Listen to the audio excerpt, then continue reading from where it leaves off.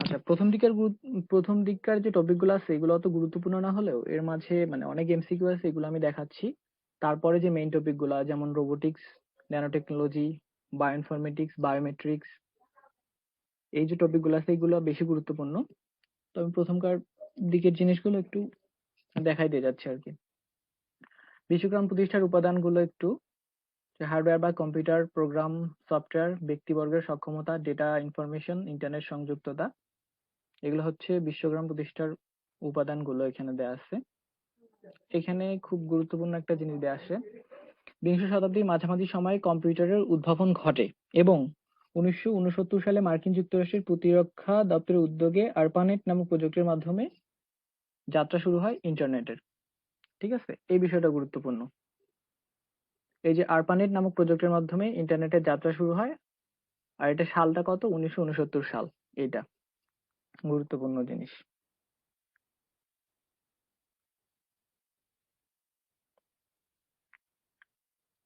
আচ্ছা, এখানে বিশ্বগ্রাম ধারণা সংশ্লিষ্ট উপাদান সমূহ, এখানে যোগাযোগ দেয়া আছে। আচ্ছা, যোগাযোগ। আচ্ছা, বিশ্ব বিশ্বগ্রাম ধারণাটা কেমন? বিশ্বগ্রাম হচ্ছে কি সারা বিশ্বের মানুষটাকে একটা গ্রাম। গ্রাম কি ছোট জিনিস না? বিশ্বের থেকে গ্রামটা ছোট জিনিস। তার মানে হচ্ছে বিশ্বগ্রাম মানে হচ্ছে সারা বিশ্বকে একটা গ্রাম, মানে একটা ছোট জায়গার মধ্যে আবদ্ধ করে ফেলছে। অর্থাৎ আমরা খুব সহজেই একজনের সাথে আরেকজন যোগাযোগ করতে পারতেছি। এটাই হচ্ছে বিশ্বগ্রাম। আচ্ছা, বিশ্বগ্রামের জন্য আমাদের যোগাযোগ অবশ্যই গুরুত্বপূর্ণ, কারণ আমরা একে অপরের সাথে যে যোগাযোগ করছি, যোগাযোগ করার মাধ্যমেই আমাদের বিশ্বগ্রামটা কিন্তু সফল হয়েছে। তো এখানে যোগাযোগের মাধ্যমগুলো দেওয়া আছে, ব্লুটুথ, ওয়াইফাই, জিপিআরএস, তারপর এখানে fax, teleprinter, computer, electronic mail. তো এই জিনিসগুলো একটু দেখে রাখা প্রয়োজন, এই জিনিসগুলো এমসিকিউর জন্য অত গুরুত্বপূর্ণ না। আচ্ছা, ইমেইলটা আমরা একটু দেখি। ইমেইল শব্দের অর্থ হচ্ছে ইলেকট্রনিক মেইল, এটার অ্যাবরিয়েশন হচ্ছে ইলেকট্রনিক মেইল। আচ্ছা, ইমেইলের জন্য যে জিনিসগুলো লাগে এটা দেখে নেওয়া যাক। কম্পিউটার বা স্মার্টফোন, তারপর মডেম লাগে। মডেম মানে হচ্ছে ইন্টারনেট সংযোগ। আচ্ছা, ইন্টারনেট সংযোগ ছাড়া কিন্তু ইমেল আমরা প্রেরণ করতে পারবো না। আর একটা, আমরা যাকে ইমেলটা দিব তার জন্য একটা ইমেল অ্যাড্রেস লাগবে। আচ্ছা, তারপর ইমেল অ্যাড্রেস সম্পর্কে কিছু ধারণা দেওয়া আছে নিচে। আচ্ছা, ইমেল অ্যাড্রেসের দুটি অংশ থাকে। প্রথম অংশে থাকে ব্যবহারকারীর পরিচিতি বা ইউজার আইডেন্টিটি, তারপরে অ্যাড্রেস থাকে, তারপর ডোমেইন নেম থাকে। ডোমেইন নেম মানে হচ্ছে আমরা কার আন্ডারে এই ইমেল আইডিটা খুলতেছি। যেমন আমরা যদি গুগলের আন্ডারে এটা খুলি তাইলে অ্যাট পর জিমেইল থাকে, আমরা ইয়াহুর আন্ডারে যদি খুলি তাহলে অ্যাট পর ইয়াহু থাকে। এটাই। আচ্ছা, টেলিকনফারেন্সিং। টেলিকনফারেন্সিং হচ্ছে আমরা যখন মানে অনেকজন মিলে একটা সভা মানে একটা মিটিং করবে, ঠিক আছে, ওইখানে ভিডিও দেখার মতন কোনো ব্যবস্থা থাকবে না, শুধুমাত্র অডিও কলিং এর মাধ্যমে সবাই আর কি মিটিং করবে, এটা হচ্ছে টেলিকনফারেন্সিং। টেলিকনফারেন্সিং এর জন্য কি কি লাগে এটা এখানে দেয়া আছে।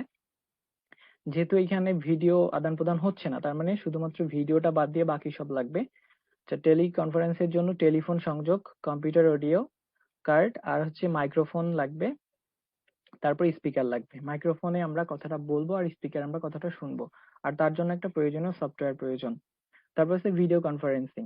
আচ্ছা, এই টেলিকনফারেন্সিংটাকে যদি আমরা মানে সরাসরি দেখে যদি করি, মানে দেখে যদি হয় তাহলে সেটা হচ্ছে ভিডিও কনফারেন্সিং, সেম জিনিস। তো এইটাতে শুধু আমরা একে অপরকে দেখতে পারবো এবং কথাবার্তা সব শুনতে পারবো। তো এটার জন্য যে জিনিসগুলো লাগে, এটার জন্য হচ্ছে মাল্টিমিডিয়া কম্পিউটার, ওয়েবক্যাম লাগবে কারণ যেহেতু আমরা দেখে কথা বলবো, video capture card, modem, internet সংযোগ। আচ্ছা, এখন একটু বলে রাখি রিজার্ভেশন সিস্টেম। রিজার্ভেশন সিস্টেম হচ্ছে আমরা অনেক সময়ই ট্রেনের টিকিট আমরা ইন্টারনেট মাধ্যমে বুকিং দেই, ঠিক আছে? তো এই যে আমরা ট্রেনের টিকিট ইন্টারনেটের মাধ্যমে বুকিং দিলাম, ঠিক আছে? এটা কিন্তু আমরা রিজার্ভ করে রাখলাম ওই যে সিটটা, এগুলোই হচ্ছে রিজার্ভেশন সিস্টেম। বর্তমানে ওই যে এয়ারলাইন, রেলওয়ে, বাস, লঞ্চ, হোটেল, মোটেল মানে সব জায়গায় এই রিজার্ভেশন মানে সব জায়গায় আমরা ইন্টারনেটের মাধ্যমে সিট বুকিং দিয়ে রাখতে পারি, ঠিক আছে? এই বিষয়টাই হচ্ছে রিজার্ভেশন সিস্টেম। কর্মসংস্থান বাংলাদেশের কর্মসংস্থানের জন্য ওয়েব পোর্টাল হচ্ছে bdjobs.com আর একটা হচ্ছে প্রথম আলো jobs.com।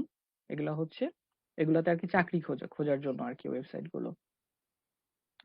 আর কর্মসংস্থানের ক্ষেত্রে সবচেয়ে বড় যে টপিকটা আছে সেটা হচ্ছে ফ্রিল্যান্সিং। আচ্ছা, ফ্রিল্যান্সিং হচ্ছে অনলাইনে আমরা ঘরে বসে বিশ্বের বিভিন্ন কোম্পানি বা অর্থাৎ বিভিন্ন জায়গার যে কোনো কাজ আমরা ইন্টারনেটের মাধ্যমে করে দিতে পারবো, এটাই হচ্ছে ফ্রিল্যান্সিং। আচ্ছা, ফ্রিল্যান্সিং এর জন্য ওয়েবসাইট আছে কিছু, এখানে দেয়া আছে কয়েকটা, www.odex.com, তারপর হচ্ছে peopleperhour.com আর একটা হচ্ছে freelancer.com। এগুলো হচ্ছে ফ্রিল্যান্সিং এর জন্য ওয়েবসাইট। আচ্ছা, বিওইএসএল এর অ্যাব্রিভিয়েশনটা মনে রাখা দরকার, Bangladesh overseas employment and service limited. আচ্ছা, শিক্ষাক্ষেত্রে আমাদের তথ্য যোগাযোগ প্রযুক্তি আমরা ব্যবহার করি। এইখানে ওএমআর এর অ্যাব্রিভিয়েশনটা দরকার, এখানে নোটটা তোমরা দেখো, অপটিক্যাল মার্ক রিডার। ওএমআর এর অ্যাব্রিভিয়েশন হচ্ছে অপটিক্যাল মার্ক রিডার। তারপর আছে চিকিৎসা, গবেষণা আছে, অফিসেও ব্যবহার করা হয় তথ্য যোগাযোগ প্রযুক্তি। তারপর বাসস্থান, ব্যবসা বাণিজ্য আমরা ব্যবহার করছি আইসিটি। আচ্ছা, এটিএম এর অ্যাব্রিভিয়েশনটা দেখে নেওয়া যাক, অটোমেটেড ট্রেলার মেশিন।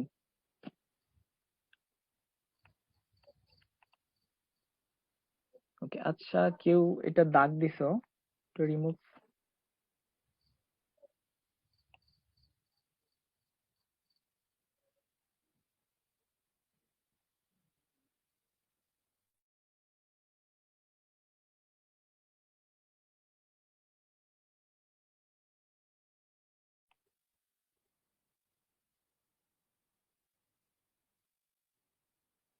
আচ্ছা, এরপর যে জিনিসটা সেটা হচ্ছে ইলেকট্রনিক ফান্ড ট্রান্সফার।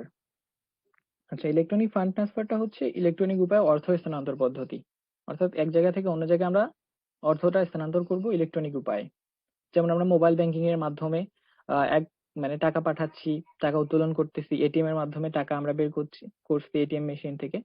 এই জিনিসগুলো হচ্ছে ইলেকট্রনিক ফান্ড ট্রান্সফার, অর্থাৎ অর্থটা ইন্টারনেটের মাধ্যমে স্থানান্তর হচ্ছে।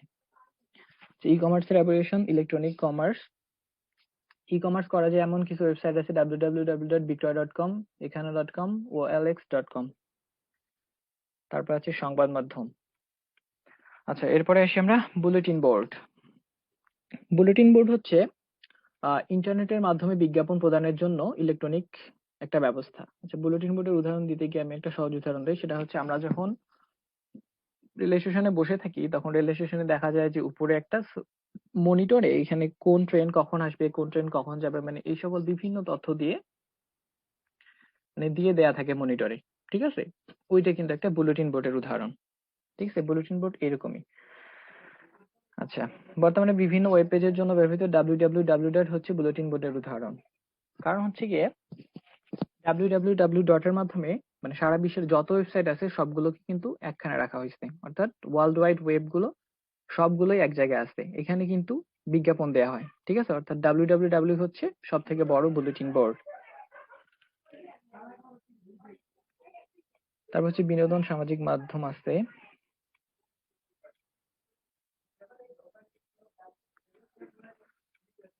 আচ্ছা, এখানে আরেকটা তথ্য আছে, স্টুয়ার্ট হল তার গ্লোবালাইজেশন এন্ড এথনিসিটি বই উল্লেখ করেছেন, আধুনিক প্রযুক্তির ভিত্তিতে গড়ে ওঠা গণসংস্কৃতি ভাষাগত ব্যবধানকে অতিক্রম করে একটি সাধারণ বাচন তৈরি করতে সমর্থ হয়েছে। অর্থাৎ তিনি ওই যে বিশ্বগ্রামটাকে এইভাবে আর কি সংজ্ঞায়িত করেছেন আর কি।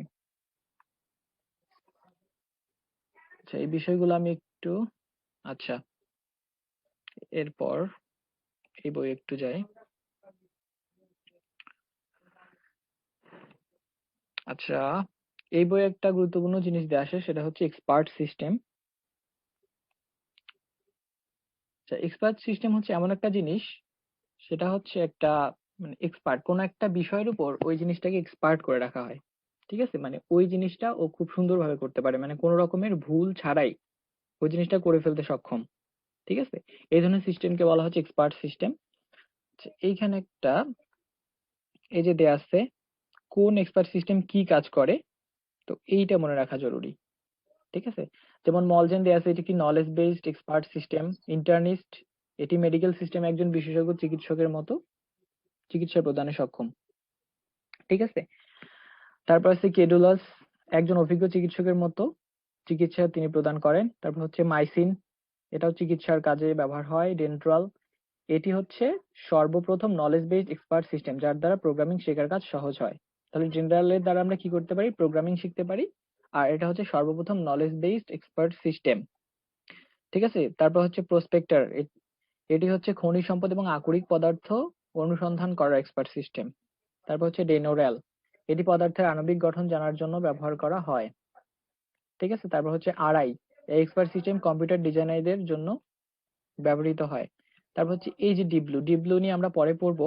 ডিপ ব্লু হচ্ছে দাবা খেলা এবং দাবা খেলার বিচারক হিসেবে ব্যবহৃত এক্সপার্ট সিস্টেম। ওকে, আচ্ছা, এখানে মোবাইল ফোনের কিছু জিনিস দেওয়া আছে। মোবাইল ফোনের প্রথম বাণিজ্যিক সংস্কার বাজারে আসে 1983 সালে। ফোনটির নাম ছিল মোটরোলা ডায়না টিএসসি 8000X। ঠিক আছে, এই জিনিসটা একটু মনে রাখা দরকার।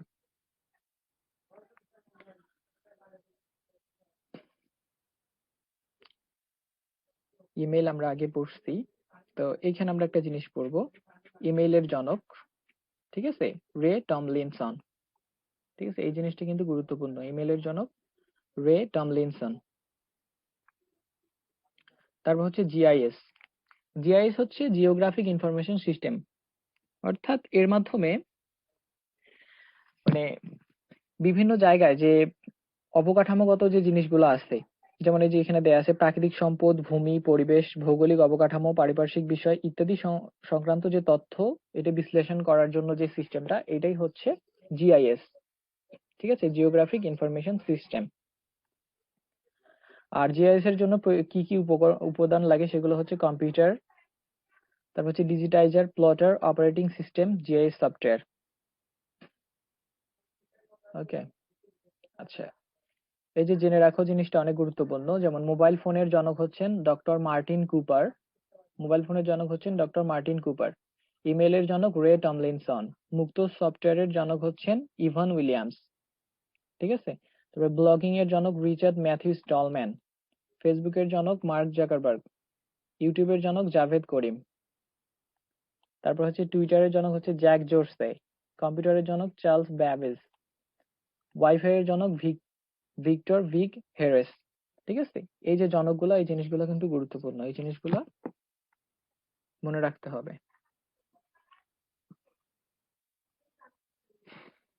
ওকে, বারকোড আর কিউআর কোড সম্পর্কে একটু বলি। আচ্ছা, বারকোডটা দেখতে এরকম, বিভিন্ন পণ্যের গায়ে এটা দেয়া থাকে, পণ্যের উৎপাদন তারিখ, তারপর এটা কত তারিখে ডেট এক্সপায়ার হবে, আর পণ্যটা কোথায় উৎপাদন হয়েছে, অথবা পণ্যটার মূল্য, মানে সকল তথ্যগুলো এই বারকোডের মধ্যে দেয়া থাকে। বারকোডটা দেখতে এরকম। আচ্ছা, বারকোডের মধ্যে সবচেয়ে বেশি ব্যবহৃত কোড হচ্ছে কোড 128। তারপর হচ্ছে কিউআর কোড। কিউআর কোডের অ্যাব্রিভিয়েশনটা হচ্ছে কুইক রেসপন্স কোড। কিউআর তে হচ্ছে কুইক রেসপন্স কোড। ঠিক আছে, এটা হচ্ছে কিউআর কোড। আচ্ছা, তারপর আমরা আসি ই কমার্স। ই কমার্স মানে হচ্ছে ইলেকট্রনিক কমার্স। ই কমার্সের এই জিনিসটা একটু দেখে রাখতে হবে যে বি টু বি কি, বি টু সি কি। আচ্ছা, বি টু বি হচ্ছে বিজনেস টু বিজনেস। ঠিক আছে, এটা কেমন, বিজনেস টু বিজনেস মানে হচ্ছে ব্যবসায়ী থেকে ব্যবসায়ী।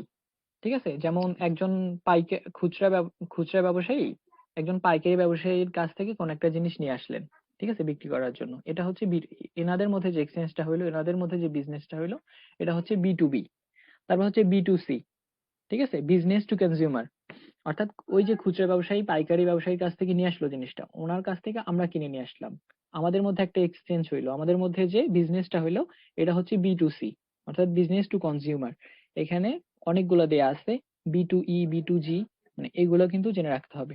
যেমন বিজনেস টু এমপ্লয়ি, B2E মানে, তারপর B2G আছে বিজনেস টু গভর্নমেন্ট, B2M দুইটা আছে, একটা হচ্ছে বিজনেস টু মেশিন আর একটা হচ্ছে বিজনেস টু ম্যানেজার। C2B হচ্ছে কনজিউমার টু বিজনেস, C2C হচ্ছে কনজিউমার টু কনজিউমার, তারপর হচ্ছে এই যে C2G এটা হচ্ছে সিটিজেন টু গভর্নমেন্ট, তারপরে G2B গভর্নমেন্ট টু বিজনেস, তারপরে G2C government to citizen, government to employee G2E, government to government G2G। আচ্ছা, তারপর হচ্ছে ম্যানেজার টু কনজিউমার M2C, তারপর হচ্ছে পির টু পির P2P, তারপর হচ্ছে মোবাইল কমার্স, মোবাইল কমার্সকে বলা হচ্ছে এম কমার্স। আচ্ছা, এই জিনিসটা একটু মনে রাখতে হবে।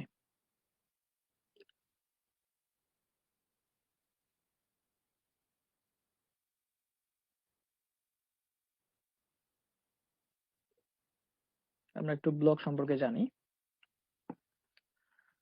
আচ্ছা, ব্লগ হচ্ছে ব্যক্তি পত্রিকা, এই যেখানে দেয়া আছে ব্যক্তিগত দিনলিপি বা ব্যক্তিকেন্দ্রিক পত্রিকা। অর্থাৎ একজন ব্লগারের নির্দিষ্ট একটা ব্লগ ওয়েবসাইট থাকে, তিনি তার কোন একটা বিষয়ে অভিজ্ঞতা বা সারাদিন কি করছেন, মানে যে কোনো কিছু হতে পারে, সেই জিনিসগুলো তিনি সেখানে পোস্ট করেন। ঠিক আছে, ব্লগ আকারে পোস্ট করেন। ব্লগিং এর জনক আমরা আগেই পড়ে আসলাম, এখানে দেয়া আছে। ব্লগিং এর জনক হচ্ছে রিচার্ড ম্যাথিউ স্টলম্যান, এই জিনিসটা গুরুত্বপূর্ণ। আর হচ্ছে মুক্ত সফটওয়্যারের জনক হচ্ছেন ইভান উইলিয়ামস। আচ্ছা, এখানে সামাজিক যোগাযোগ মাধ্যম কিছু দেয়া আছে। ফেসবুক, ফেসবুক ফেসবুকে 4 ফেব্রুয়ারি 2004 সালে ফেসবুক প্রতিষ্ঠিত হয় এবং ফেসবুকের জনক আমরা জানি মার্ক জাকারবার্গ।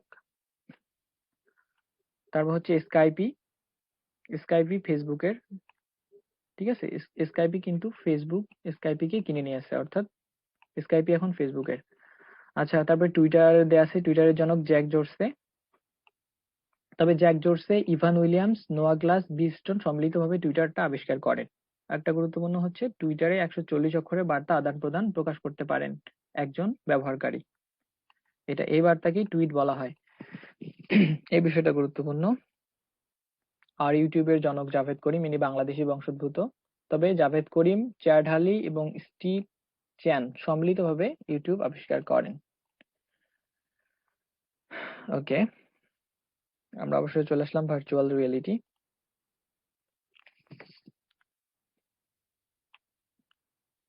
আচ্ছা, একটু রেসপন্স করো। আচ্ছা, কথা কি বোঝা যায়? জি। আচ্ছা, বুঝতে যদি কোনো হ্যাঁ। সমস্যা হয় তোমরা অবশ্যই একটু কথা বলবা, ঠিক আছে? আচ্ছা, এরপর গুরুত্বপূর্ণ টপিক চলে আসছে জি ভার্চুয়াল জি রিয়েলিটি। বুঝতে যায়। হুম, আচ্ছা। আচ্ছা, ভার্চুয়াল রিয়েলিটি আমরা এখন করবো। আচ্ছা, ভার্চুয়াল রিয়েলিটি সম্পর্কে একটু জানি। আচ্ছা, ভার্চুয়াল রিয়েলিটি হচ্ছে মানে যে ওই জিনিসটা, মানে এমন একটা জিনিস যেটা বাস্তবে নাই, কিন্তু আমরা ভার্চুয়ালি ওই জিনিসটার বাস্তবে যেমন ফিল, ওই ফিলটা আমরা ভার্চুয়ালি মানে নিতে পারবো, এটাই হচ্ছে ভার্চুয়াল রিয়েলিটি। তো ভার্চুয়াল রিয়েলিটি শব্দটি প্রথম ব্যবহৃত হয় ফরাসি নাট্যকার, কবি, নির্দেশক, অভিনেতা অ্যান্টনি আর্ট্রেট, ঠিক আছে, the theatre and it's double, এটি 1938 সালে প্রকাশিত হয় এই বইটাতে। ঠিক আছে, এটা গুরুত্বপূর্ণ।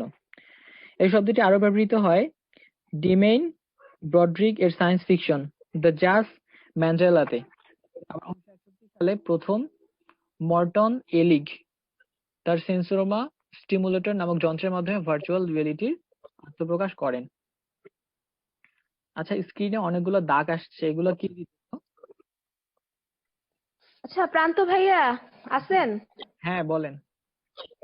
ভাইয়া, একটা মেয়ে ঢুকার চেষ্টা করতেছিল, ঢুকতে পারতেছে না। জয়নাব খুশি, দেখেন তো ওয়েটিং রুমে আছে নাকি। আমি তো ওয়েটিং রুম ইনেবল করি নাই, সবাই তো মানে যে কোনো সময় জয়েন করতে পারবে। আচ্ছা, ও অনেকক্ষণ ট্রাই করতেছিল, তাও ওর মানে ফোন দিয়েও জুমে ক্লাস করতে পারে, এই ক্লাসটা ঢুকতে পারতেছে না। ওয়েটিং রুম তো ইনেবল নাই। কি যে, আচ্ছা আমি একটু দেখি। আপনি দেখেন তো কোনো সমস্যা কিনা।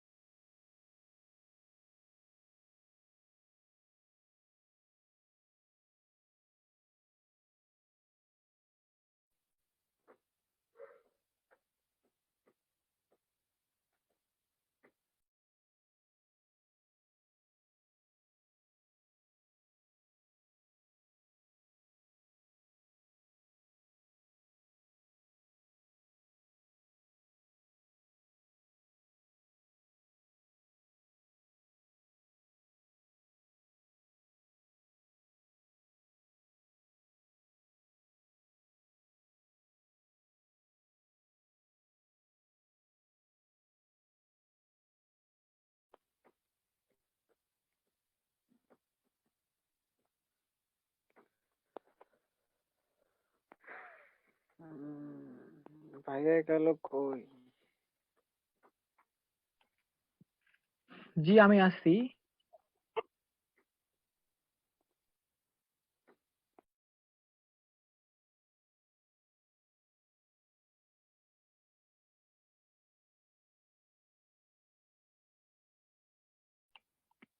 আচ্ছা একজন জয়েন করতে পারতেছিল না, এই জন্য একটু দেরি হলো। আচ্ছা কোথায় ছিলাম আমরা? ভার্চুয়াল।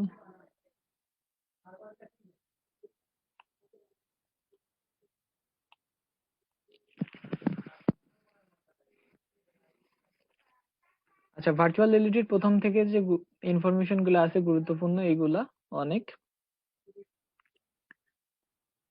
আচ্ছা এখানে আরেকটা গুরুত্বপূর্ণ তথ্য দেওয়া আছে, লাল আকারে দেওয়া আছে, ভার্চুয়াল রিয়েলিটি মূলত কম্পিউটার প্রযুক্তি ও সিমুলেশন তত্ত্বের উপর প্রতিষ্ঠিত। এই যে সিমুলেশন তত্ত্ব, ঠিক আছে, এটা কিন্তু গুরুত্বপূর্ণ, এটা অনেক প্রশ্ন আসে যে ভার্চুয়াল রিয়েলিটি কোন তত্ত্বের উপর প্রতিষ্ঠিত।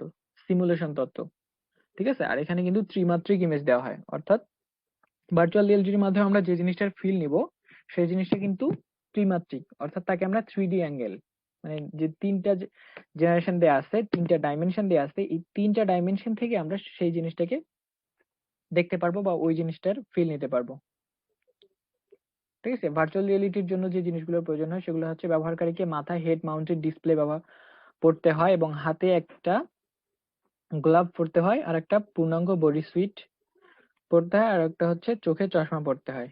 অর্থাৎ যেহেতু আমরা ভার্চুয়ালি একটা জিনিসের ফিল নেব, তার জন্য আমাদেরকে এই জিনিসগুলার সাহায্য নিতে হবে। যা ভার্চুয়াল রিয়েলিটি কি কি কাজে লাগে? ভার্চুয়াল রিয়েলিটির মাধ্যমে এখন ডাক্তারদের প্রশিক্ষণ দেওয়া হয়, তারপর হচ্ছে এর মাধ্যমে ড্রাইভিং শেখানো হয়, ঠিক আছে। তারপর ভার্চুয়াল রিয়েলিটির মাধ্যমে ট্রাফিক ব্যবস্থাপনা আছে। ভার্চুয়াল রিয়েলিটির মাধ্যমে ফ্লাইট সিমুলেশন, অর্থাৎ এই যে কঠিন কঠিন কাজগুলো, এই কাজগুলো কিন্তু মানুষ এখন ভার্চুয়াল রিয়েলিটির মাধ্যমে করে ফেলতে পারতেছে, মানে কোনো রকমের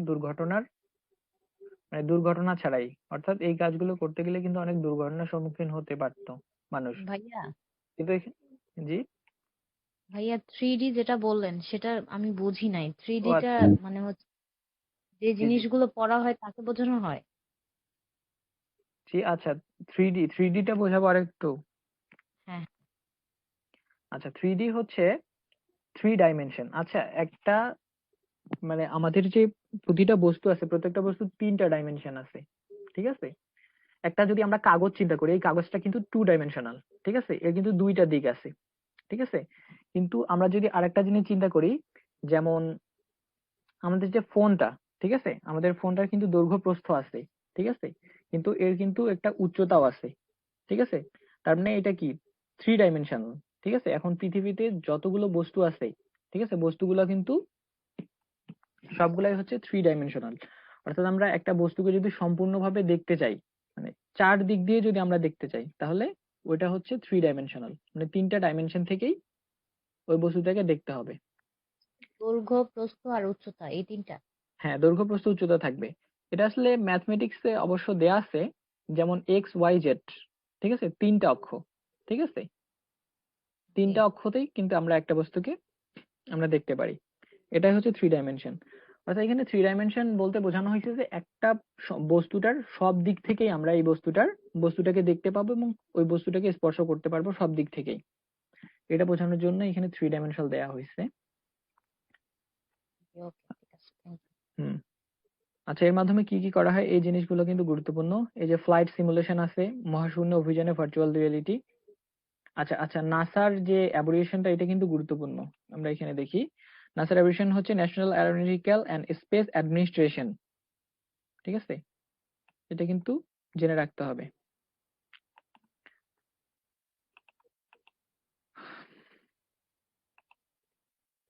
তারপর হচ্ছে ইতিহাস ও ঐতিহ্য রক্ষা। অর্থাৎ প্রাচীনকালে কোন একটা জিনিস ছিল, ওই জিনিসটা কিন্তু এখন নাই। তো সেই জিনিসটার সম্পর্কে যদি কারোর ধারণা থাকে, তার ধারণা নিয়ে কম্পিউটারের মাধ্যমে সেই জিনিসটাকে তৈরি করা হয়, ঠিক আছে? ওই জিনিসটা তৈরি করে ওই জিনিসটার আর কি বাস্তবে দেখার মতো একটা ব্যবস্থা করা হয়। চিকিৎসা ক্ষেত্রে ব্যবহার করা হয়, গেমস তৈরিতে তো এটা খুব ব্যবহার করা হচ্ছে এখন। সেনাবাহিনীতে, নৌবাহিনীতে, নগর পরিকল্পনা, সব জায়গায় ভার্চুয়াল রিয়েলিটিটা এখন ব্যবহার করা হচ্ছে। আচ্ছা, এই বই আমরা একটু যাই।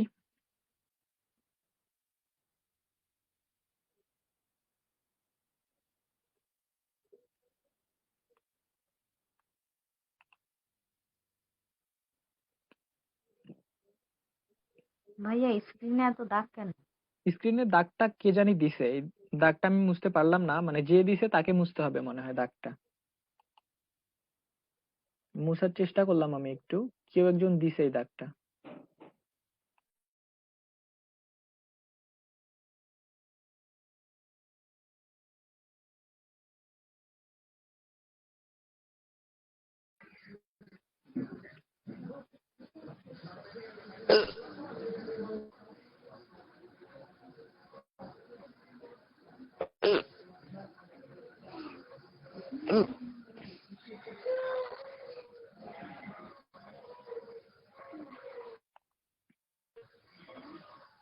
আচ্ছা, এখানে একটা জিনিস আছে, প্রধানত 3টি বৈশিষ্ট্যের উপর ডেটা কমিউনিকেশন সিস্টেমের কার্যকারিতা নির্ভর করে। একটা হচ্ছে delivery, accuracy and time line.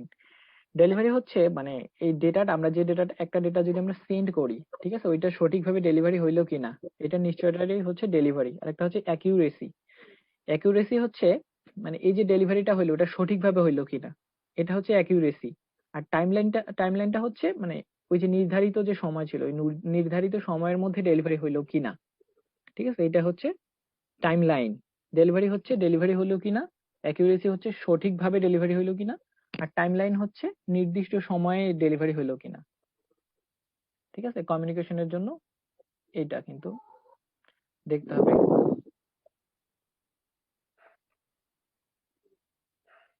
উম, আচ্ছা, তারপরে গুরুত্বপূর্ণ টপিক হচ্ছে আর্টিফিশিয়াল ইন্টেলিজেন্সি,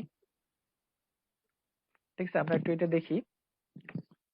তো আর্টিফিশিয়াল ইন্টেলিজেন্স সম্পর্কে আমি প্রথমে বলি। আর্টিফিশিয়াল ইন্টেলিজেন্সটা হচ্ছে এমন একটা জিনিস, এটা হচ্ছে মানুষের যেমন চিন্তা ভাবনা করার একটা ক্ষমতা আছে, ঠিক আছে, এই যে চিন্তা ভাবনা করার ক্ষমতাটা, এইরকম একটা ক্ষমতা, এটাকে কম্পিউটারাইজড করা। অর্থাৎ কোন একটা যন্ত্রে এই যে ক্ষমতা, এই ক্ষমতাটা দিয়ে দেওয়া, ঠিক আছে? দিয়ে দিলে কি, সে চিন্তা ভাবনা করার ক্ষমতা থাকবে সেই যন্ত্রটার, চিন্তা ভাবনা করে কোন একটা সিদ্ধান্ত নিতে পারবে, ঠিক আছে? এখন কিন্তু আমরা এই যে আর্টিফিশিয়াল ইন্টেলিজেন্সি দ্বারা তৈরি বিভিন্ন যন্ত্রের কাছ থেকে আমরা কিন্তু অনেকভাবে সিদ্ধান্তও গ্রহণ করতে পারছি, ঠিক আছে? এটা হচ্ছে আর্টিফিশিয়াল ইন্টেলিজেন্সি। আচ্ছা, এখানে দেয়া আছে মানুষের চিন্তা ভাবনা অথবা বুদ্ধিমত্তার পদ্ধতিটাকে কৃত্রিম উপায়ে প্রযুক্তি নির্ভর বা কম্পিউটারের মাধ্যমে বাস্তবায়ন করাই হচ্ছে আর্টিফিশিয়াল ইন্টেলিজেন্সি।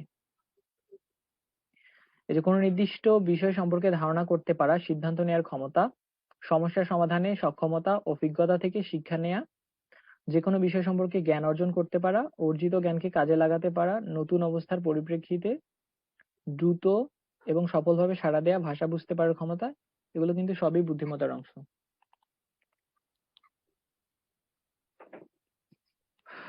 আচ্ছা, কেউ এখানে লিখছে এগুলো তো জানি, নতুন কিছু পড়ান।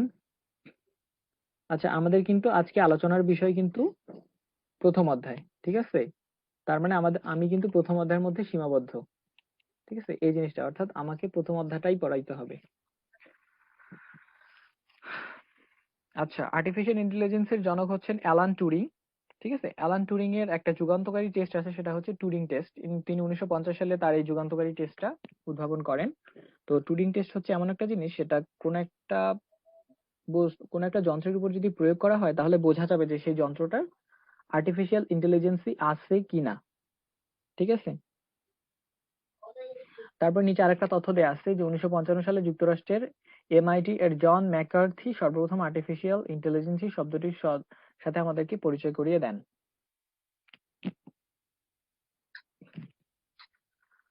আচ্ছা আচ্ছা, আর্টিফিশিয়াল ইন্টেলিজেন্সি বা কৃত্রিম বুদ্ধিমত্তাকে প্রয়োগ করার জন্য বিভিন্ন ধরনের প্রোগ্রামিং ল্যাঙ্গুয়েজ ব্যবহার করা হয়। ল্যাঙ্গুয়েজগুলো হচ্ছে LISP, CLISP, প্রোলগ, সি আর C++, জাভা ইত্যাদি, ঠিক আছে? এই যে কি কি প্রোগ্রামিং ল্যাঙ্গুয়েজ ব্যবহার করা হয় এই বিষয়গুলো একটু দেখে রাখতে হবে। তারপরে আসলো রোবোটিক্স, ঠিক আছে? রোবোটিক্স সম্পর্কে পড়ার আগে আমরা রোবট শব্দটা কোথা থেকে আসছে এটা একটু দেখি। রোবট শব্দটি মূলত একটা স্লাভিক শব্দ থেকে এসেছে, এগুলোই কিন্তু MCQ, ঠিক আছে? রোবট শব্দটি স্লাভিক শব্দ রোবোটা থেকে এসেছে, এবং রোবোটা শব্দটার অর্থ কি? রোবোটা শব্দের অর্থ হচ্ছে শ্রমিক, দাস, মানে এরকম একটা অর্থ বোঝায়, ঠিক আছে? জাপানের মুরাতা কোম্পানির মুরাতা বয় এবং হোন্ডা কোম্পানির অ্যাসিমো, সোনি কর্পোরেশনের আইবো রোবট মানুষের মতো কাজ করতে সক্ষম, ঠিক আছে? এই রোবট কিন্তু আর্টিফিশিয়াল ইন্টেলিজেন্সি ব্যবহার করে তৈরি করা হয়েছে।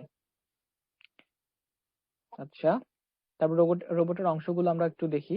রোবটের পাওয়ার সিস্টেম, তো রোবট যেহেতু একটা যন্ত্র, সেই যন্ত্রটা চলার জন্য অবশ্যই বিদ্যুৎ শক্তির দরকার আছে, তার জন্য আমাদের পাওয়ার সিস্টেম, তো পাওয়ার সিস্টেমে রিচার্জেবল ব্যাটারি আমরা ব্যবহার করি, ঠিক আছে? সেটা হচ্ছে লেড অ্যাসিড দিয়ে তৈরি রিচার্জেবল ব্যাটারি, অথবা লিথিয়াম আয়ন ব্যাটারিও এখানে ব্যবহার করা হয়।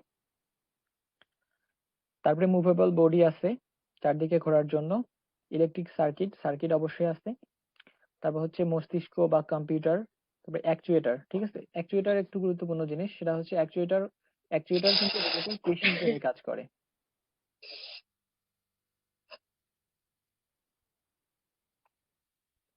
আচ্ছা, সবাই সবার মাইক্রোফোন গুলো একটু মিউট করে রাখলে ভালো হয়, এখানে সাউন্ড আসতেছে তো। আচ্ছা, এই যেটা বললাম অ্যাকচুয়েটর কিন্তু রোবটের পেশি হিসেবে কাজ করে, ঠিক আছে? এটা কিন্তু গুরুত্বপূর্ণ। আর অনুভূতি গ্রহণের জন্য রোবটে অনেক সেন্সর দেয়া থাকে।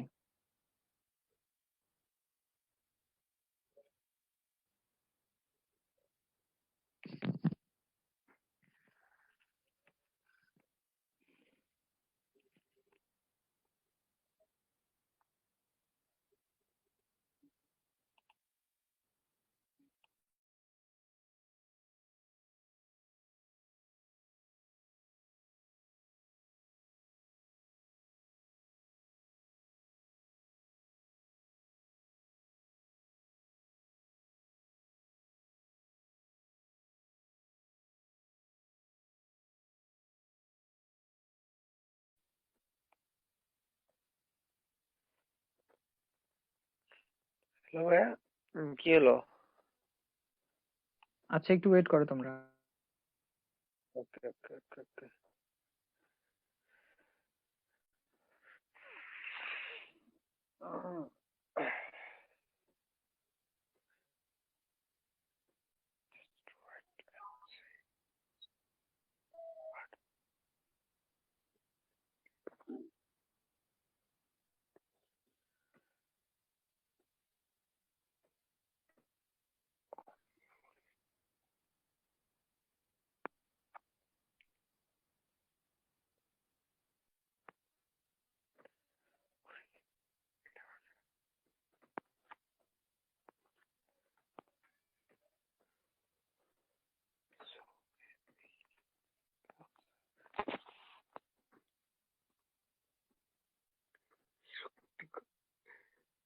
কি রে ভাই, তোরা কি হয়ে গেছিস বিরক্তিকর?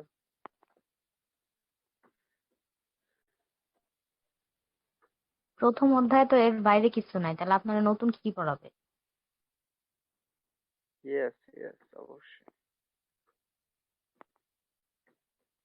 অবশ্যই অবশ্যই অবশ্যই অবশ্যই অবশ্যই। আচ্ছা ভাইয়া, আপনার যদি ক্লাসটা করতে না ইচ্ছা হয় আপনি প্লিজ ক্লাস থেকে বের হয়ে যাইতে পারেন। মেসেজ করে আমাদের ডিস্টার্ব করতেছেন আপনি।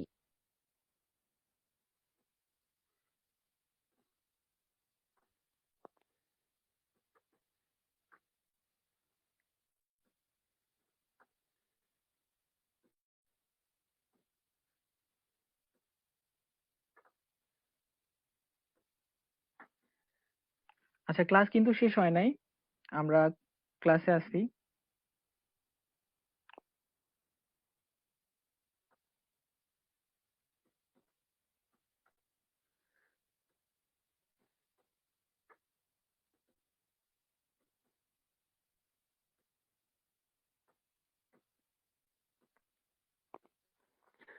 ও ভাই, মারো মুঝে মারো।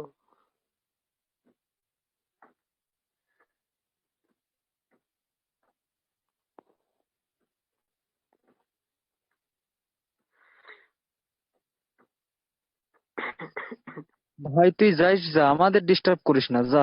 এসএমএস তে ডিস্টার্ব করিস না।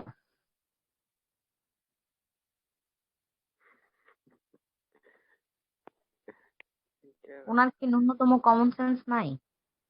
আজব।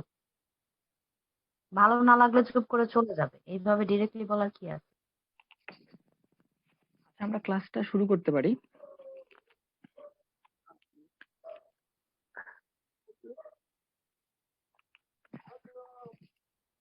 আচ্ছা, সবাই ক্লাসে মনোযোগ দেন। আমরা ক্লাসে শুরু করতে যাচ্ছি।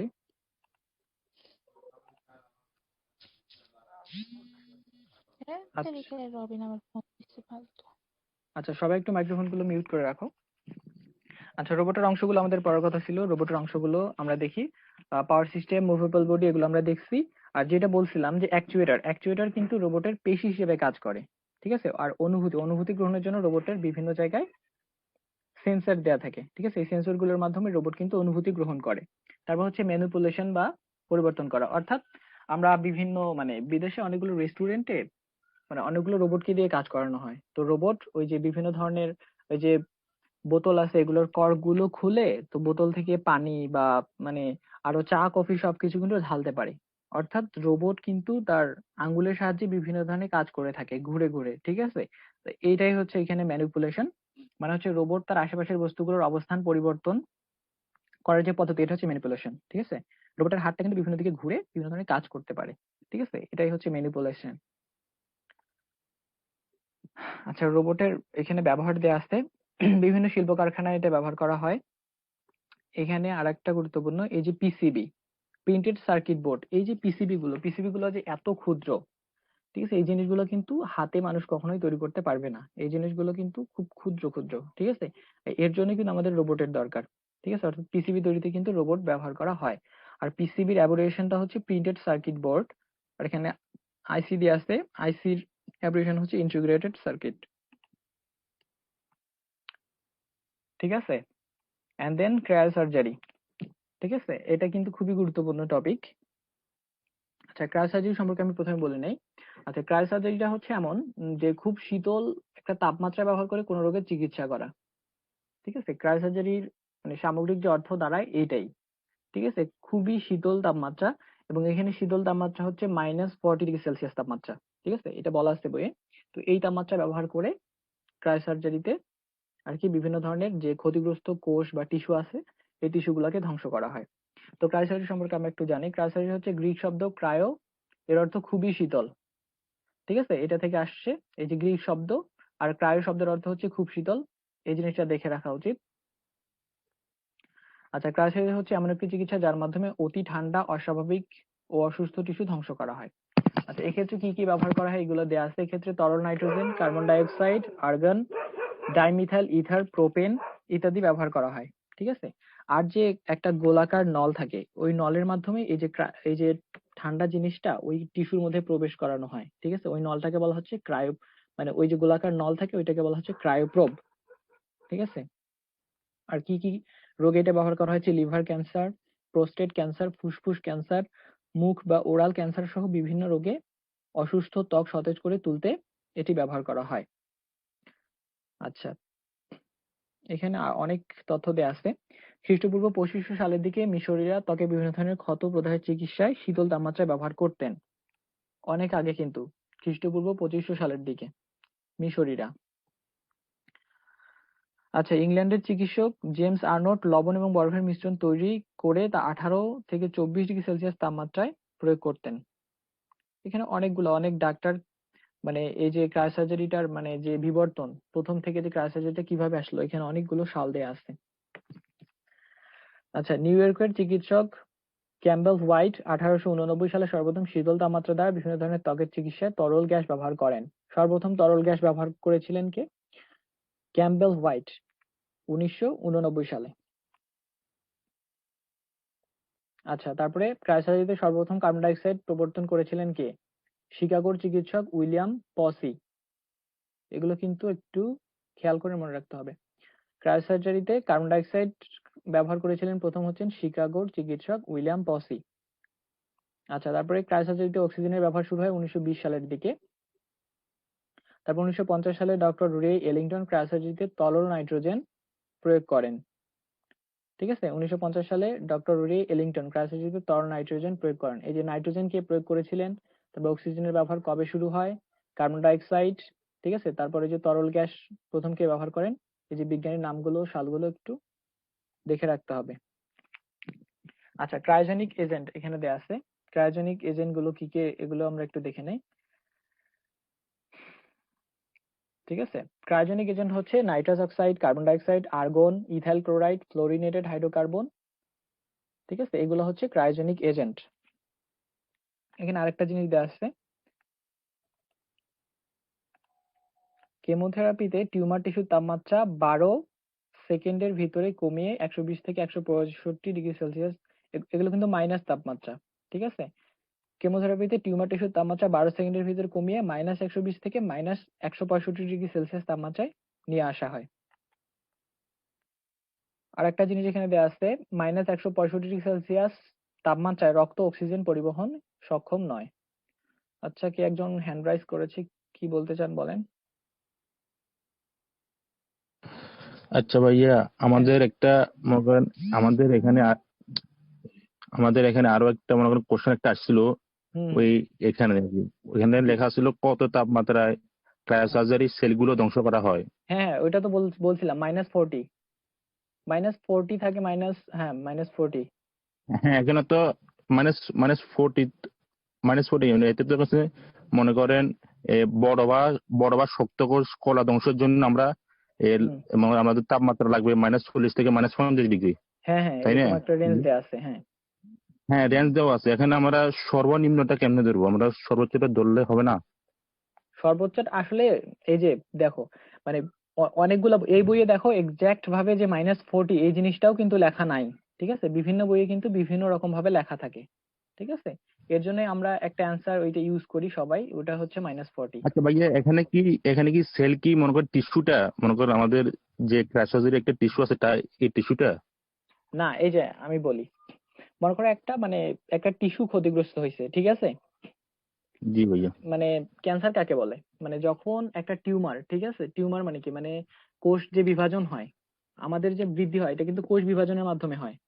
ঠিক আছে, তো এই যে জি বিভাজনের একটা মানে নিয়ম থাকে, এই নিয়মটা ব্রেক হইলে মানে কোন একটা কোষের বিভাজন যদি বেশি হয়ে যায় তখন ওই কোষটাতে কিন্তু টিউমার সৃষ্টি হয়ে যায়। ঠিক আছে, ওই টিউমার থেকেই কিন্তু পরে ক্যান্সার সৃষ্টি হয়। এই জন্য আমরা যদি ওই টিউমার কোষটাকে ধ্বংস না করে ফেলতে পারি তাহলে কিন্তু ক্যান্সার সৃষ্টি হয়ে যাবে।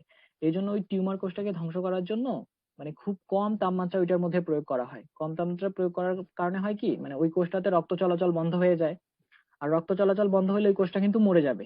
ঠিক আছে, রক্ত চলাচল বন্ধ করে দিতে পারলাম আমরা কম তাপমাত্রায়, তখন কোষটা কিন্তু মরে গেল। ঠিক আছে, ওই কোষটা মরে গেলে ওই কোষটা কিন্তু নষ্ট হয়ে গেল, তার মানে আমরা টিউমারটাকে ধ্বংস করে দিতে পারলাম, মানে ওই টিউমারটা আর ক্যান্সারে রূপান্তরিত হতে পারলো না।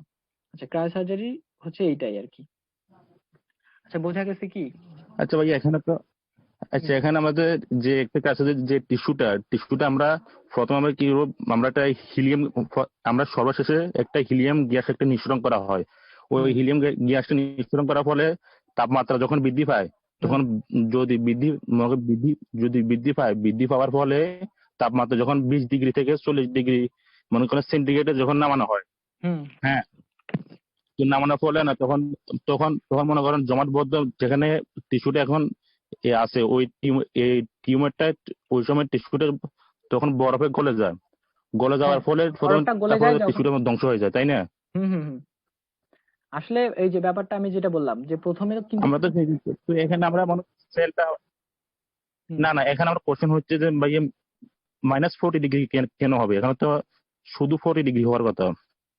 ও শুধু আমরা দেখেন 40? 20 আচ্ছা, ডিগ্রি থেকে 40 ডিগ্রি যখন এটা, আজ শোনো শোনো, মানে জি ভাই বলুন। এই যে যে মনে জি করো ভাই। শুধু 40টা কি জানো, শুধু 40 হচ্ছে তোমার তাপমাত্রা, ঠিক আছে। -40টা কি জানো, -40 ডিগ্রি সেলসিয়াস হচ্ছে নিম্ন তাপমাত্রা, ঠিক আছে। যেমন 0 ডিগ্রি সেলসিয়াসের নিচে যখন যাবে, ঠিক আছে, ওইগুলো কিন্তু খুবই নিম্ন তাপমাত্রা, -40 কিন্তু খুবই নিম্ন তাপমাত্রা। কিন্তু যদি তুমি 40 ডিগ্রি সেলসিয়াস তাপমাত্রাটা বলো, এটা কিন্তু একবার উচ্চ তাপমাত্রা, ঠিক আছে। মনে করো 0 ডিগ্রি সেলসিয়াস তাপমাত্রার উপরে যত যাবে এগুলো কিন্তু উচ্চ তাপমাত্রা। ওকে। জি ভাই, জি ভাইয়া, ওটা তো ভাইয়া বুঝতে পারছি। এখন কথা হুম হলো এখানে যে মনে করো আমরা তো বড় বা শক্ত কোষ, মানে আমাদের বড়, মানে টিউমারটা যদি বড় হয় বা শক্ত হয়, তাহলে তাহলে আমরা এখানে -40 ডিগ্রি থেকে -50 ডিগ্রি ওই সময় এটা আনা হয়। হুম কিন্তু আমরা যখন টিস্যুটা যখন ধ্বংস করব, ওই হুম সময় আমরা তোমার তাপমাত্রাটা আমরা বৃদ্ধি করব। হুম বৃদ্ধি করার ফলে ওই সময় আমরা -40 ডিগ্রি থেকে 50 ডিগ্রি ওই সময় আনা হয় না? হুম হুম আসলে শোনো, আমাদের যখন খুব কম তাপমাত্রা ব্যবহার করে টিস্যুটাকে ধ্বংস করা হইলো, ঠিক আছে, জি ভাইয়া। ধ্বংস করার পর টিস্যুটাকে তো আবার স্বাভাবিক অবস্থানে আনতে হবে, ঠিক আছে না। এই যে তখন কিন্তু ওর তাপমাত্রাটা একটু বাড়ানো হয়, ঠিক আছে, কনসেপ্টটা কিন্তু এরকমই। ওটা তো বুঝতেছি। এখন ভাইয়া এটার মধ্যে একটু মনে করেন সমস্যা হয়ে যায়। আমরা তো মনে করেন আমরা পড়ছিলাম তো, মনে করেন মনে হুম করেন কোন একটা টিস্যু যখন বড়, মানে বড় বা শক্ত হলে ওই সময় তো এটা আমরা -20 ডিগ্রি, এটা তো একটা নর্মাল টিস্যু, ওই সময় আমরা এখানে 20 ডিগ্রি থেকে -20 ডিগ্রি থেকে -30 ডিগ্রি সেন্টিগ্রেড আনা হয়। আর হুম যখন এটা যদি, হ্যাঁ, তারপরে আমরা যদি মনে করেন এ, যদি কোনো একটা আমরা যদি বড় টিস্যুটা যদি ধ্বংস করতে যাই বা পুরোপুরি যদি ধ্বংস করা লাগে, তাহলে আমরা তাপমাত্রা আমরা বৃদ্ধি করে যাই। তো বৃদ্ধি হুম করার ফলে বৃদ্ধি করা থেকে আমরা 20 ডিগ্রি থেকে 40 ডিগ্রি সেন্টিগ্রেড আমরা এটা নামানো হুম হলে টিস্যুটি ধ্বংস হয়ে যায়, এই টিউমারটা ধ্বংস হয়ে যায়। কিন্তু এখানে ভাইয়া প্রশ্ন হলো যে এই ক্র্যাশ সার্জারিতে সেলগুলো সেলগুলো সেলগুলো আর টিস্যু তো সমান না। হ্যাঁ, সেল তো কলা, ঠিক আছে, মানে সেল মানে তো কোষ, ঠিক আছে, আর অনেকগুলো হ্যাঁ কোষ হ্যাঁ মিলেই হ্যাঁ কিন্তু হ্যাঁ। একটা টিস্যু, ঠিক আছে। জি ভাইয়া। হ্যাঁ, তো এইটাই, এই যে এখানে একটা তথ্য দেখো, ক্যান্সার কোষকলা ধ্বংসের জন্য সাধারণত -40 থেকে -50 ডিগ্রি সেলসিয়াস তাপমাত্রা প্রয়োগ করা হয়, জি ভাইয়া। ঠিক আছে। এইটাই, আর এইটা হচ্ছে বিনাইন ক্ষতের ক্ষেত্রে -20 থেকে -30 ডিগ্রি সেলসিয়াস তাপমাত্রা। তো আপনি যেটা প্রশ্ন করছেন এটা কিন্তু এই যে ক্যান্সার কোষকলা ধ্বংসের জন্য এটা কিন্তু -40 থেকে -50। হ্যাঁ ভাইয়া, এটা তো আসলে ক্যান্সার, ঠিক আছে, এটা ক্যান্সার কোষের জন্য তো -40 থেকে হুম -50 এটাই। হুম হুম হুম। আপনার প্রশ্নটা আমি এখন পর্যন্ত মানে আপনি যেটা বলছেন, ঠিক আছে, ওইটা বুঝার পর আমার যেটা মনে হইলো যে আপনার যে কনফিউশনটা এটা কিন্তু আমি এখন পর্যন্ত বুঝতে পারি নাই যে কোন জায়গায় আপনার কনফিউশন।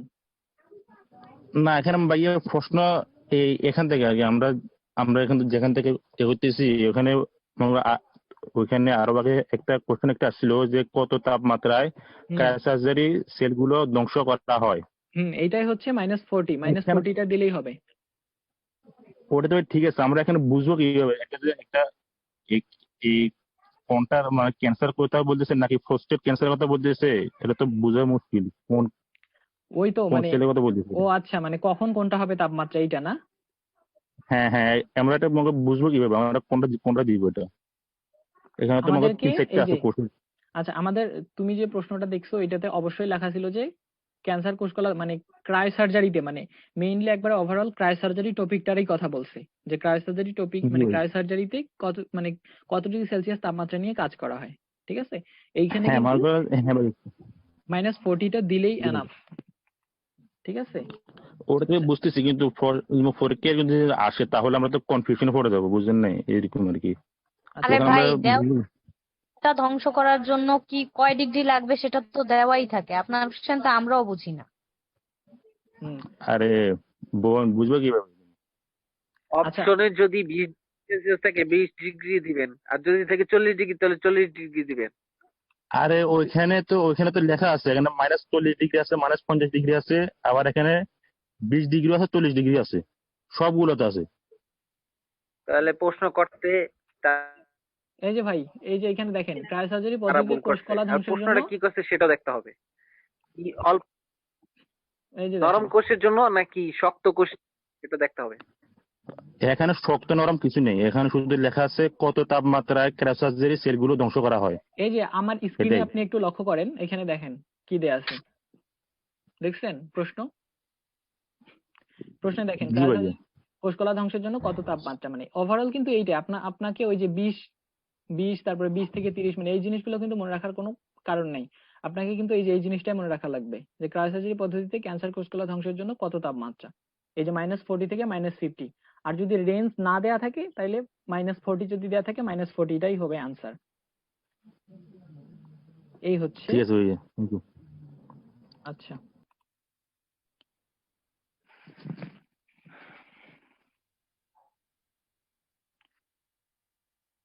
আচ্ছা এখানে একটা জিনিস আছে, ম্যাগনেটিক রেজোনেন্স এমআরআই এর অ্যাবরিভিয়েশন হচ্ছে ম্যাগনেটিক রেজোনেন্স ইমেজিং। ঠিক আছে, এই জিনিসটা একটু মনে রাখতে হবে।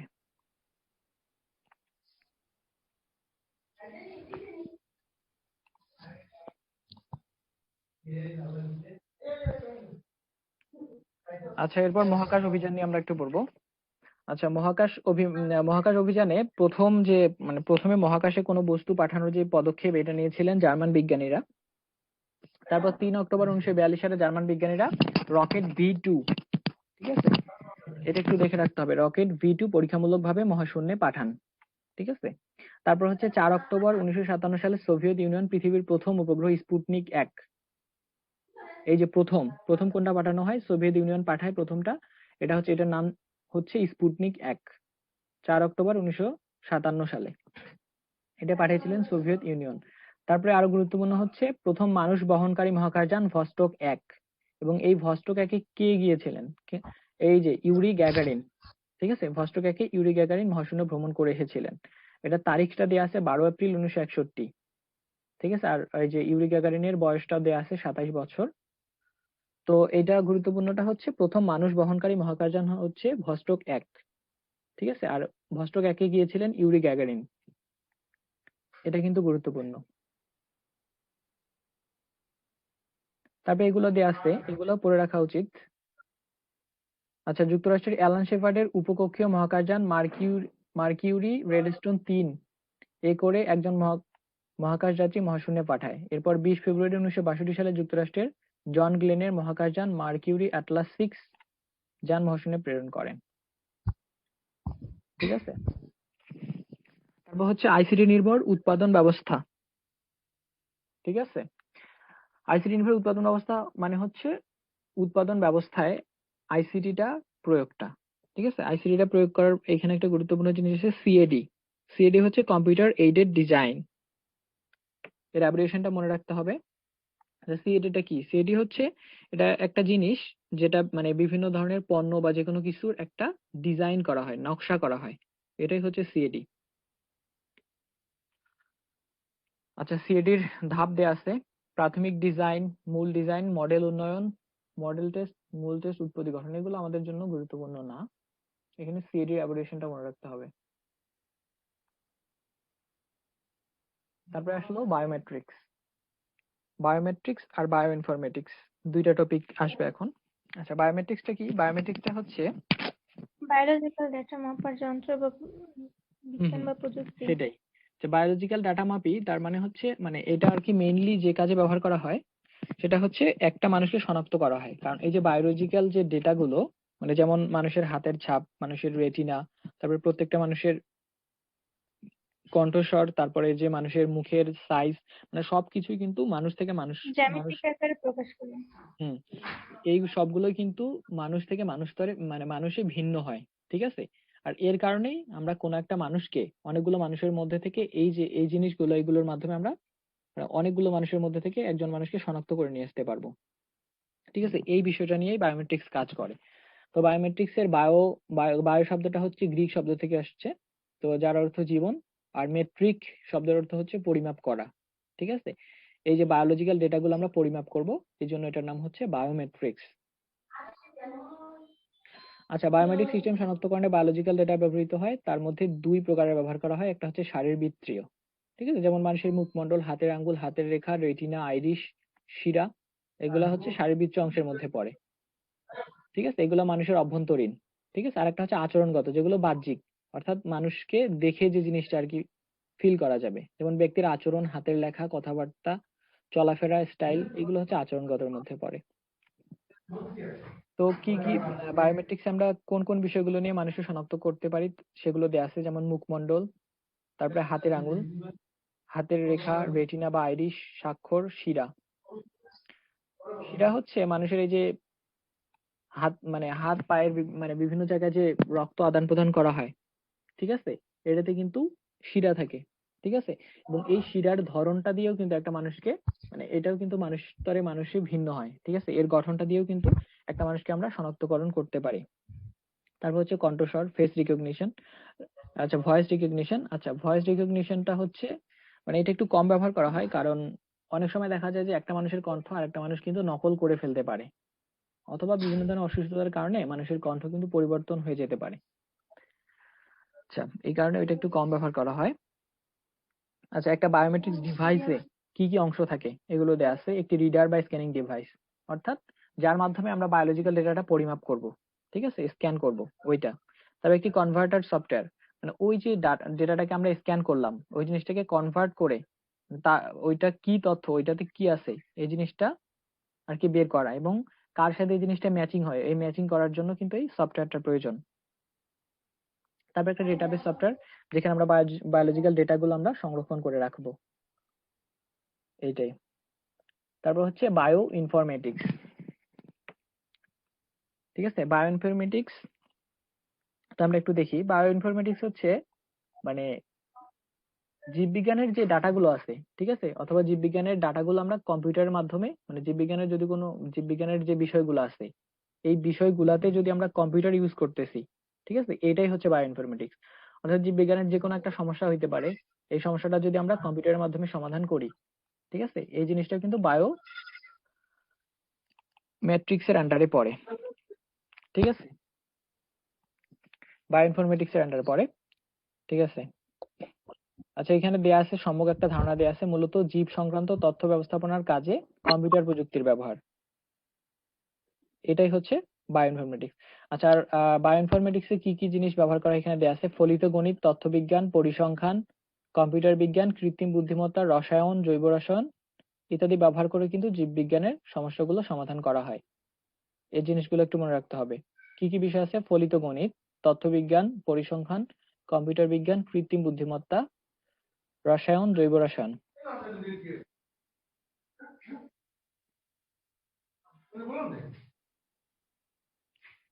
আচ্ছা, বায়োইনফরমেটিক্স এর কাজ দেয়া আছে যে বায়োইনফরমেটিক্সটা কি করে, সিকোয়েন্স অ্যালাইনমেন্ট, জিন অনুসন্ধান, জিনোম সমন্বয়, প্রোটিনের গাঠনিক অ্যালাইনমেন্ট, প্রোটিনের গঠন, ভবিষ্যৎবাণী, এই জিনিসগুলো আর কি করে। অর্থাৎ মানে মানুষের যে মানে মানুষের দেহের ভিতরে যে জিনিসগুলো আছে, ঠিক আছে, এই জিনিসগুলোর যে কাজ, এই সবগুলো কাজ মানে কোনটার কাজ কি, ঠিক আছে, এই বিষয়গুলো কিন্তু কম্পিউটারের মাধ্যমে সমাধান করার জন্যই এই বায়ো ইনফরমেটিক্স এর উৎপত্তি, ঠিক আছে। যেমন যেমন এই যে প্রোটিনের গঠন অর্থাৎ প্রোটিনের গঠন নিয়ে আলোচনা করা, প্রোটিনটা কেমন, প্রোটিনে কি কি আছে, মানে বিভিন্ন ধরনের বায়োলজিক্যাল যে জিনিসগুলো আছে এই জিনিসগুলো সম্পর্কে মানে বিস্তারিত যে ধারণাটা দেয়, এইটাই হচ্ছে বায়ো ইনফরমেটিক্স এর আন্ডারে হয়ে থাকে। আর বায়ো ইনফরমেটিক্সে আমাদের কিছু গুরুত্বপূর্ণ সফটওয়্যার লাগে, তো সেইগুলো হচ্ছে জাভা, এমএস এক্সেল, তারপরে হচ্ছে C, C plus plus, C sharp, Python, SQL, তারপরে পার্ল, ম্যাটল্যাব, স্প্রেডশিট ইত্যাদি সফটওয়্যার লাগে। ঠিক আছে, এই যে কি কি সফটওয়্যার লাগে এই জিনিসগুলো একটু দেখে রাখতে হবে। তারপর আসলো জেনেটিক ইঞ্জিনিয়ারিং। আচ্ছা, কারো কোনো প্রশ্ন থাকলে করতে পারেন।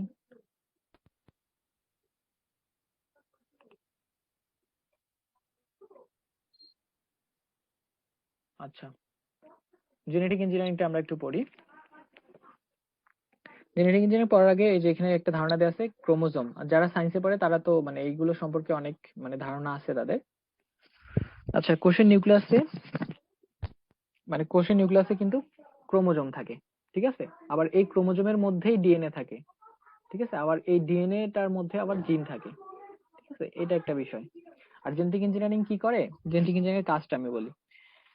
মানে কোন একটা জীব, ঠিক আছে, কোন একটা জীবের কোন একটা ফল্ট আছে। ঠিক আছে, যেমন একটা মনে করো একটা গাছ, ঠিক আছে, এই গাছটাতে যে মনে করো ফলটা হয়, মানে সবসময় আর কি যে ফলটা হয় ফলটাতে পোকা ধরে। ঠিক আছে, অথবা ফলটা পচা হয়। ঠিক আছে, আমরা যদি এমন একটা কিছু করতে পারতাম যে গাছে যে ফলটা হবে, ঠিক আছে, এই ফলটা যদি মানে পচা না হইতো বা ফলে যদি পোকা না ধরতো, ঠিক আছে, এই কাজটাই করে জেনেটিক ইঞ্জিনিয়ারিং। অর্থাৎ ওই যে গাছের যে ফল পচার জন্য যে বিষয়টা মানে ফলটা যে পচে যায় তার জন্য যে জিনিসটা কাজ করে, ওই জিনিসটাকে কেটে ফেলে দিয়ে মানে অন্য একটা ভালো গুণ সেখানে মানে ইনপুট করা, এটাই হচ্ছে জেনেটিক ইঞ্জিনিয়ারিং এর কাজ। তো এটা তো আমরা মুখে বললে হবে না, এটার অনেকগুলো ধাপ আছে, এটা কিন্তু অনেক কঠিন একটা জিনিস। ঠিক আছে, সেভাবে কাজ হয়। ঠিক আছে, যেমন কোষের নিউক্লিয়াসের মধ্যে যে ক্রোমোজোম থাকে, ঠিক আছে, এই ক্রোমোজোমের মধ্যে ডিএনএ থাকে। ঠিক আছে, ডিএনএ এর অ্যাব্রিভিয়েশন হচ্ছে ডিঅক্সিরাইবো নিউক্লিক অ্যাসিড। ঠিক আছে, এবং ডিএনএ অনেক অংশে বিভক্ত, এর আগে একটি অংশকে বলা হচ্ছে জিন। জিনটা কি, জিন হচ্ছে বংশগতীয় বৈশিষ্ট্য। অর্থাৎ একটা জীব তার কিভাবে কাজ করবে, ঠিক আছে, ওর যে মনে করো বংশগতীয় মানে ওর যে আগের যে বংশধর ছিল ওর বংশধরের মতোই সে কাজটা করবে। ঠিক আছে, এই জিনিসটাই কিন্তু জিন দ্বারাই নিয়ন্ত্রিত হয়। ঠিক আছে, এই জিন প্রকৌশলটাকে বলা হচ্ছে জেনেটিক ইঞ্জিনিয়ারিং। আচ্ছা, জেনেটিক ইঞ্জিনিয়ারিং এ বাংলাদেশের একজন গুরুত্বপূর্ণ ব্যক্তি হচ্ছেন ডক্টর মাকসুদুল আলম। ঠিক আছে, তিনি পাটের জিন রহস্য উদ্ঘাটন করেছিলেন। এই যে আমাদের দেশে বিখ্যাত বিজ্ঞানী ডক্টর মাকসুদুল আলম তোষা পাটের জিনোম কোড আবিষ্কার করেন। ঠিক আছে, এটা কিন্তু ওনার গুরুত্বপূর্ণ অবদান। তারপর জেনেটিক ইঞ্জিনিয়ারিং আর একটা বিষয় হচ্ছে ডিএনএ পরীক্ষার মাধ্যমে অপরাধী শনাক্তকরণ। ঠিক আছে, অনেক সময় প্রশ্ন মানে কারো বিষয় নিয়ে প্রশ্ন আসে যে এটা কার ছেলে বা কার বাবা, মানে এইগুলো বিষয়ের ক্ষেত্রে মানে ওই ওই লোকের ডিএনএ নিয়ে তার ছেলের ডিএনএ এর সাথে মেলানো হয়, দেখা যায় যে ডিএনএ এর সিকোয়েন্স গুলো মিলে যায়। ঠিক আছে, তখন বলে দেওয়া হয় যে ইনি এর বাবা বা ইনি এর সন্তান, মানে এরকম।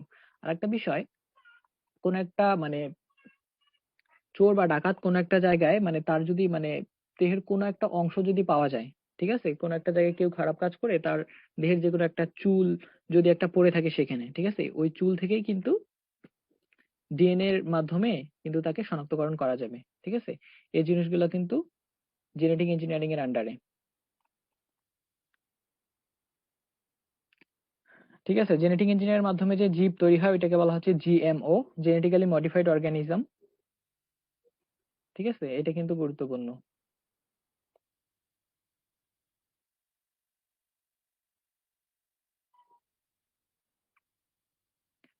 তারপর আসলো ন্যানো টেকনোলজি।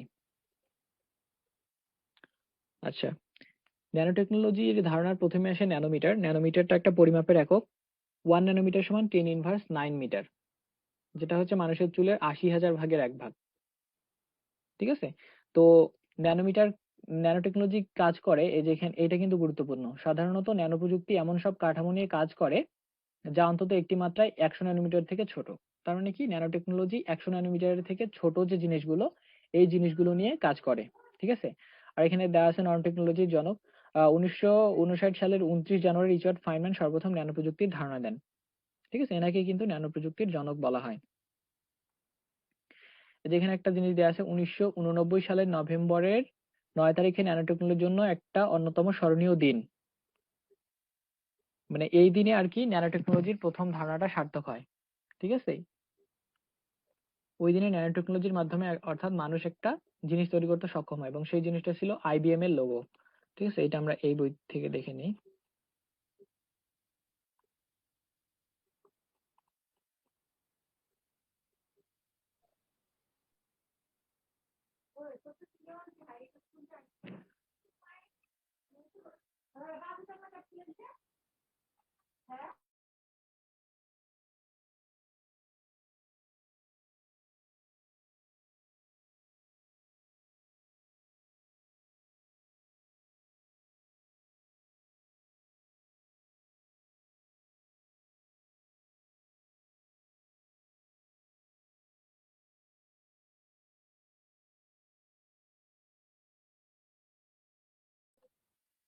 আচ্ছা, এইখানে আমরা দেখি রিচার্ড ফাইনম্যানকে ন্যানো প্রযুক্তির জনক বলা হয়। এই যে যেটা বললাম যে 1989 সালের 9 নভেম্বর IBM এর লোগোটা তৈরি করা হয়েছে 35টি জেনন অণু দিয়ে। ঠিক আছে, কি দিয়ে তৈরি করা হয়েছিল? 35টি জেনন অণু দিয়ে IBM এর লোগোটা তৈরি করা হয়। ঠিক আছে, এই দিনে কিন্তু ন্যানো টেকনোলজির মাধ্যমে প্রথম কোনো একটা জিনিস উৎপাদন করা সম্ভব হয়। তো ন্যানো টেকনোলজি প্রক্রিয়ার ক্ষেত্রে দুইটা জিনিস গুরুত্বপূর্ণ, একটা হচ্ছে টপ টু বটম আর একটা হচ্ছে বটম টু টপ। ঠিক আছে, কোনটা কি? টপ টু বটম হচ্ছে এমন একটা জিনিস যেটা হচ্ছে বড় কোনো একটা জিনিস থেকে কেটে কেটে ছোট একটা জিনিস তৈরি করা, এটা হচ্ছে টপ টু বটম। একটা হচ্ছে বটম টু টপ, হচ্ছে ক্ষুদ্র ক্ষুদ্র অনেকগুলো জিনিসকে মানে জোড়া লাগানোর পর একটা বড় একটা জিনিস তৈরি করা, এটা হচ্ছে বটম টু টপ। আচ্ছা,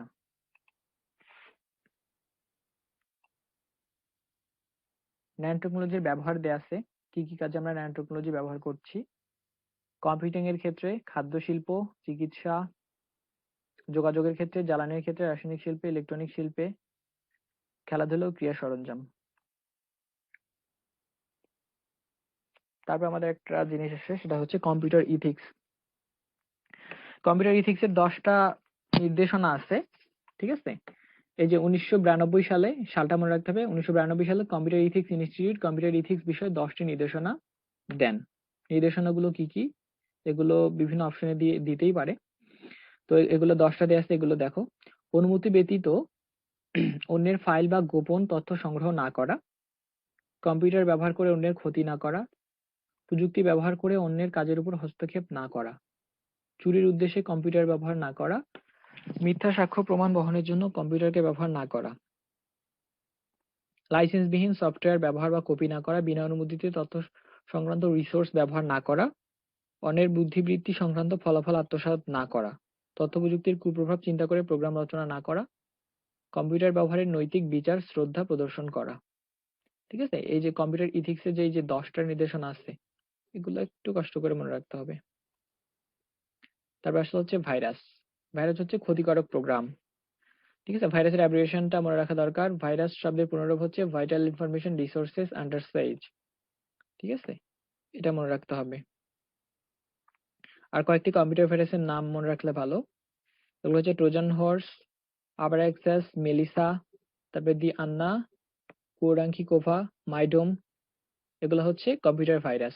অপশনে দিয়ে দিতে পারে কোনটা কম্পিউটার ভাইরাস, তখন এই নামগুলো বলতে মানে নামগুলো মনে রাখলে কি কাজে দিবে।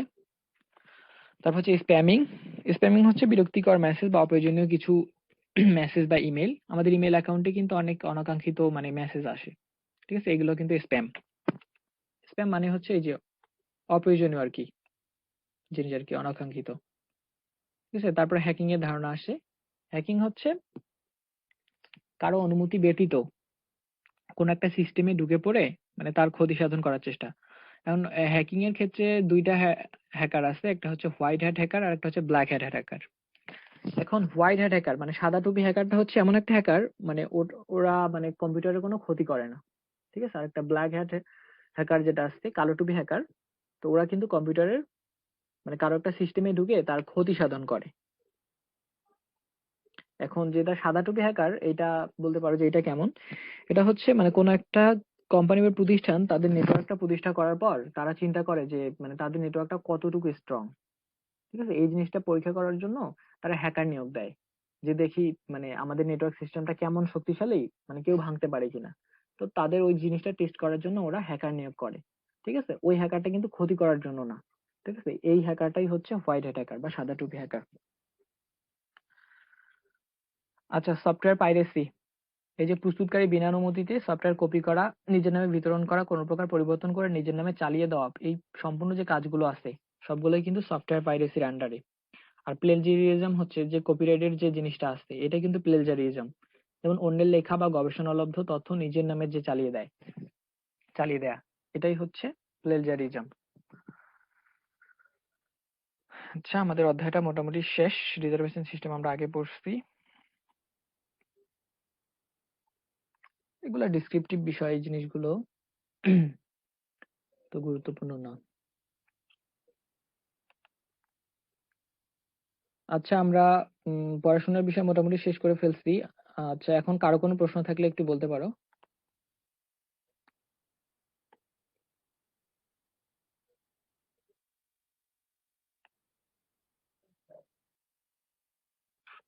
তোমরা কি আমাকে শুনতে পাচ্ছ?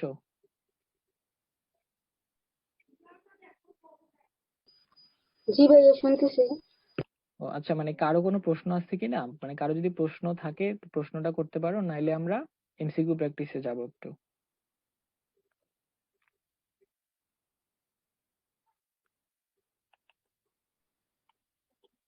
জি ভাই, এই যে আমাদের কম্পিউটার বা অন্যান্য যে ডিভাইস গুলোতে হ্যাকাররা হ্যাকিং করতেছে, আমরা কি ব্যবস্থা গ্রহণ করলে এর থেকে আর কি সেফ থাকা যাবে? এখন আমরা যে নেটওয়ার্ক, মানে কম্পিউটারে যে নেটওয়ার্ক সিস্টেম ইউজ করতেছি, ঠিক আছে, এই নেটওয়ার্ক সিস্টেমের জন্য অনেকগুলো মানে ফায়ারওয়েল আছে। ঠিক আছে, ফায়ারওয়েলটা যদি আমরা ইউজ করি তখন কিন্তু মানে হ্যাকাররা আমাদের নেটওয়ার্ক সিস্টেমে প্রবেশ করতে পারবে না। ঠিক আছে, কিন্তু তবু অনেক বড় বড় কোম্পানিরা ওরা কিন্তু আরো স্ট্রং নেটওয়ার্ক মানে তৈরি করে। ঠিক আছে, কিন্তু তবুও তাদেরটা হ্যাকাররা মানে হ্যাকিং করে ফেলতে পারে। ঠিক আছে, এর জন্য আমরা যে একবারে মানে শিওর হয়ে থাকবো যে হ্যাকার আমাদের কোনো ক্ষতি করতে পারবে না, এরকম কিন্তু কিছু না। মানে হ্যাকাররা কিন্তু অনেক শক্তিশালী আর কি।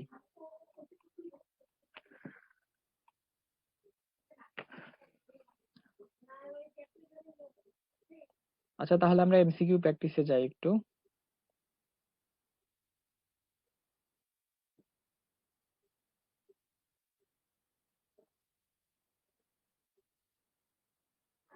সেই অধ্যায়টা এরকম, এখানে বোঝানোর অত কিছু নাই, এগুলো সব এমসিকিউ।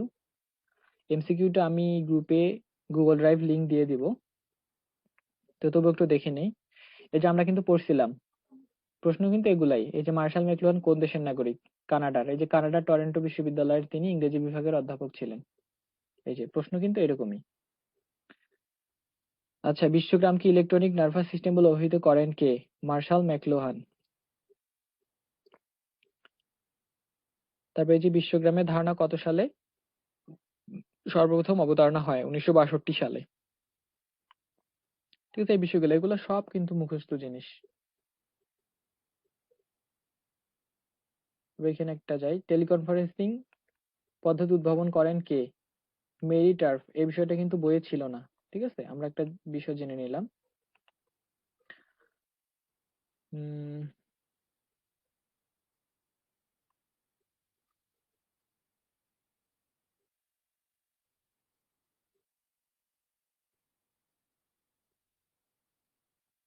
এই যে খান একাডেমি অর্গানাইজেশন, এটা হচ্ছে মানে শিক্ষা সমৃদ্ধ একটা বিশেষ একটা বড় একটা ইউটিউব চ্যানেল। ঠিক আছে, ওদের ভিডিও সংখ্যা হচ্ছে এই যে এখানে দেয়া আছে 3100টি তারা টিউটোরিয়াল নির্ধারণ করেন, মানে 3100টি টিউটোরিয়াল তারা মানে নির্মাণ করেছিলেন এতদিন পর্যন্ত।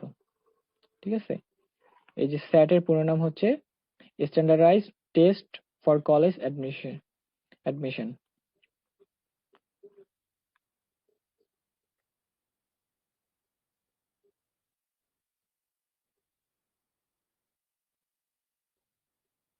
অফিস অটোমেশন প্রচলন শুরু হয় কত সালের দিকে? 1970 সালের দিকে। ঠিক আছে, প্রথম অধ্যায়টা কিন্তু এক এক বইয়ে মানে বিভিন্ন তথ্য, কিন্তু অনেকগুলো তথ্য কোনো কোনো বইয়ে মিসিং আছে, কোনো কোনো বইয়ে আরো অনেকগুলো গুরুত্বপূর্ণ তথ্য দেওয়া আছে। তো আমরা যদি দুইটা বই মানে ফলো করি তাহলে কিন্তু আমাদের তথ্যগুলো আর কি 90% কভার হয়ে যাবে। ঠিক আছে, তবু অনেকগুলো তথ্য থেকেই যায়, মানে এক বই দেওয়া আছে আরেক বই নাই, কিন্তু টিচাররা যদি ওই সব বই থেকে প্রশ্ন করে তখন কিন্তু ওই জিনিসটা মিসিং হয়ে যায়। এজন্য 2-3টা বই যদি কেউ মানে খেয়াল রাখে, আর এই যে এখানে এমসিকিউ কিন্তু মানে অনেকগুলা বইয়ের যে প্রশ্ন সবগুলা থেকেই দেয়া আছে। ঠিক আছে? এই এমসিকিউ গুলো যদি কেউ প্র্যাকটিস করে তাহলে কিন্তু মোটামুটি একটা ধারণা চলে আসবে। প্রথম অধ্যায়ে তো সব ডিসক্রিপটিভ বিষয়, তবুও ছোট ছোট এমসিকিউ গুলো। আপনার প্রথম অধ্যায়টা আর কি হচ্ছে এমসিকিউর ভান্ডার। হ্যাঁ, আমাদের প্রথম অধ্যায়টা হচ্ছে এমসিকিউর ভান্ডার, মানে এমসিকিউর কোনো শেষ নেই। সেটাই প্রথম অধ্যায় আর কি।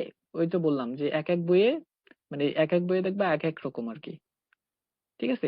এক বইয়ে যে তথ্যটা আছে অন্য বইয়ে কিন্তু ওই তথ্যটা একবারে নাই, মানে এইরকম একটা অবস্থা। অনেক এমসিকিউ এখানে। জি ভাইয়া। আচ্ছা, এই যে এই পিডিএফটা, ঠিক আছে, এই পিডিএফটা আমি একটু পরেই গুগল ড্রাইভ আমার এটা আপলোড করা আছে, আমি লিঙ্কটা দিয়ে দেবো, সবাই ডাউনলোড করে নিয়ে পড়তে পারবা। ঠিক আছে? আর তারপরে এমসিকিউ তো সলভ ক্লাস অবশ্যই হবে। তো এগুলোর মধ্যে কোন এমসিকিউ এর সমস্যা এগুলো একটু ফাইন্ড আউট করে রাখলে ভালো হবে, সলভ ক্লাসে তোমরা জিজ্ঞেস করতে পারবা। ঠিক আছে? এটা আমি দিয়ে দেবো। আচ্ছা, এখন তাহলে ক্লাসটা শেষ করি নাকি?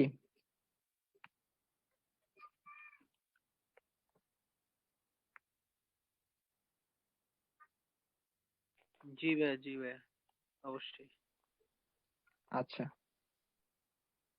ঠিক আছে, ভালো থাকো তোমরা সবাই। আচ্ছা ভাইয়া, আসসালামু আলাইকুম। আচ্ছা, ওয়ালাইকুম আসসালাম। ভালো থাকো আসসালাম। সবাই।